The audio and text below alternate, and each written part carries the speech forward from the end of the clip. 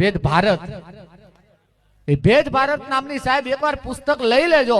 એક પુસ્તકની અંદર 300 ઇતિહાસ એવા છાપ્યા છે કે 2014 થી માંડી અને 2018 સુધીમાં ખાલી 300 કિસ્સા એવા બની ગયા છે આ સમાજની અંદર કે સાહેબ આપણે કોઈ દી વિચાર્યા જ ન હોય યાર। ખાલી એક પુસ્તકની અંદર એ ભેદ ભારત પુસ્તક તમે કોક દી લેજો અને એકવાર ખાલી નજર નાખી દેજો।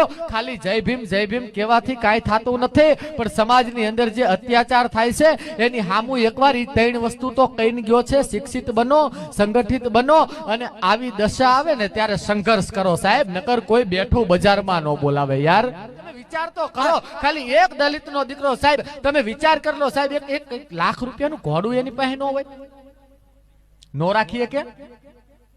એ 1.5 લાખ નું બુલેટ લઈને દલિત નો દીકરો ફરતો હોય। અત્યારે આપણી સમાજના છોકરાઓ સાહેબ ફોર્ચ્યુનર ઇનોવા લઈને ફરે છે, તો એ 1.5 લાખ નું ઘોડું લઈને ન ફરી શકે સાહેબ? કોઈ ગામની અંદર ખાલી છોકરો હાયલો જતો હોય ને ઘોડા માથે બેઠો હોય અને દલિત નો દીકરો ઘોડા માથે ન બેસી શકે, એવી રીતે એમ કહેવાય કે મર્ડર થઈ જતા હોય સાહેબ। હોનાની ચેન ન પહેરી શકે યાર, ગળામાં હોનાની ચેન પહેરી હોય આવી રીતે થઈ જતું હોય સાહેબ। પગમાં હારી મોજડી પહેરો ને તમે હાયલા જતા હોય તોય એ દીકરાને માર ખાવો પડતો હોય, ત્યારે સાહેબ જય ભીમ બોલીને એનો સંઘર્ષ કરવાનો હોય, ત્યારે તમે સાચા આંબેડકરવાદી કહેવાઓ સાહેબ।